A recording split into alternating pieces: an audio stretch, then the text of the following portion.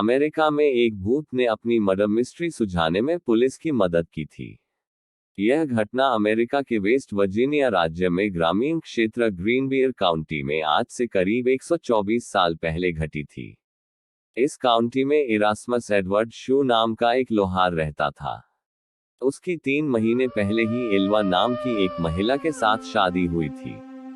जनवरी 1897 की एक रात एडवर्ड ने अपने पड़ोस के एक लड़के को काम करने वाली जगह से घर भेजा ताकि वह देख सके कि उसकी नई नवेली पत्नी को बाजार से कुछ चाहिए तो नहीं।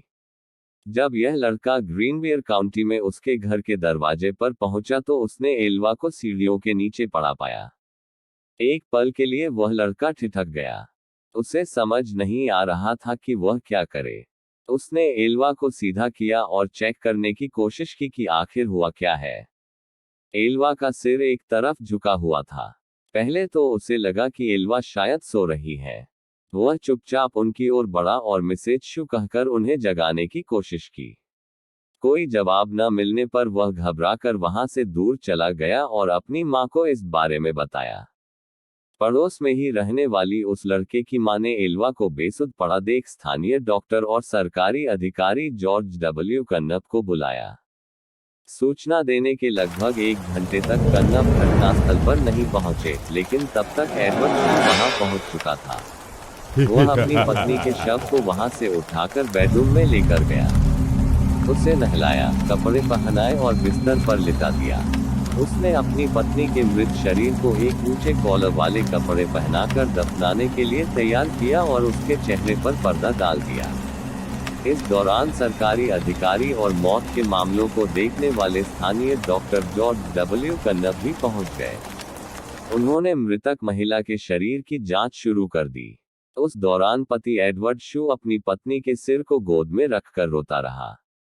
जब कन्नप ने एल्वा के सिर और गर्दन की जांच करने का प्रयास किया तो एडवर्ड शू नाराज हो गया और गुस्सा दिखाने लगा। कन्नप शू को नाराज नहीं करना चाहते थे, इसलिए वे चुपचाप वहां से चले गए। उन्होंने एल्वा के बाकी शरीर की जांच के दौरान कुछ भी गलत नहीं पाया था।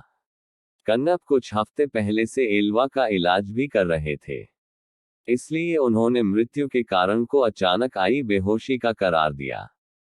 उन्होंने बाद में इसे गर्भावस्था से जुड़ी परेशानियों से जोड़ दिया। एल्वा के शरीर को लिटिल सेवेल माउंटेन के उसके बचपन के घर ले जाया गया और दफनाया गया। ताबूत में भी एल्वा के सिर और गर्दन को शू ने किसी और को न तो छूने दिया और न ही देखने दिया। हालांकि उसके इस अजीब व्यवहार को लेकर वहां मौजूद लोगों में कोई शक नहीं पैदा हुआ। एल्वा की मां मैरी जेन हीस्टर को छोड़कर हर कोई इस मौत को प्राकृतिक मान रहा था। वह शू को कभी पसंद नहीं करती थी और उन्हें बिना सबूत के भी यह यकीन हो गया था कि शू ने ही उसकी बेटी की हत्या कर दी है। पर बड़ी बात यह थी कि सिर्फ एल्वा ही बता सकती थी कि उसके साथ क्या हुआ था। ऐसे में मैरी जेन हीस्टर ने एल्वा की आत्मा से बात करने का फैसला किया। उन्होंने आत्मा को बुलाने के लिए कई विशेष पूजा और प्रार्थनाएं शुरू कर दी। कई हफ्तों तक सुबह शाम प्रार्थना करने के बाद उसे एल्वा की आत्मा से उत्तर मिला। हीस्टर ने दावा किया कि उसकी बेटी उसे अपनी कहानी बताने के लिए लगातार 4 रात सपने में दिखाई दी। उन्होंने कहा कि आत्मा पहले एक उज्जवल प्रकाश के रूप में प्रकट हुई, धीरे धीरे एक मानव रूप लेकर अपनी कहानी बताने लगी। इस दौरान पूरा कमरा ठंड से भर जाता था। लगातार 4 दिनों तक एल्वा की आत्मा ने अपनी मां को सपने के जरिए पूरी कहानी बतानी शुरू की। एल्वा के भूत ने उसकी मां के सामने कबूल किया कि शू ने उसके साथ क्रूरता की और दुर्व्यवहार किया। एक रात जब एल्वा ने रात को खाने में मीट नहीं बनाया तो उसने एल्वा पर हमला कर दिया और मारपीट की। शू ने मारपीट के दौरान एल्वा की गर्दन तोड़ दी थी, जिसके बाद एल्वा के भूत ने अपना सिर पूरी तरह से पीछे घुमाया और वहां से चली गई। इस घटना के बाद एल्वा की मां पब्लिक प्रोसिक्यूटर जॉन प्रेस्टन के पास गई और मामले को फिर से खोलने की अपील की। प्रेस्टन ने भूत के बारे में उसकी कहानी पर विश्वास किया और आसपास के लोगों से पूछताछ शुरू कर दी। शू के पड़ोसियों और दोस्तों ने एल्वा के अंतिम संस्कार के दौरान उसके अजीब व्यवहार के बारे में सरकारी अभियोजक प्रेस्टन को बताया। डॉक्टर कन्नप ने भी स्वीकार किया कि उन्होंने एल्वा के शव की पूरी तरह से जांच नहीं की थी।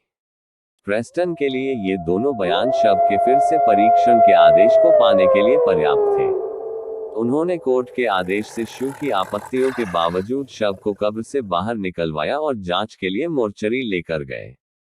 एक स्थानीय समाचार पत्र द पोकाहोंट्स टाइम्स ने बाद में रिपोर्ट किया कि गले पर उंगलियों के निशान पाए गए थे, जिससे पता चला कि एल्वा की मौत दम घुटने से हुई थी।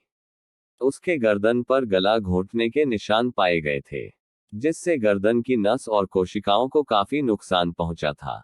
गर्दन की हड्डी भी टूटी हुई मिली, जिसके बाद इस मौत की विस्तृत जांच की गई और शू को उसके मौत का गुनाहगार माना गया।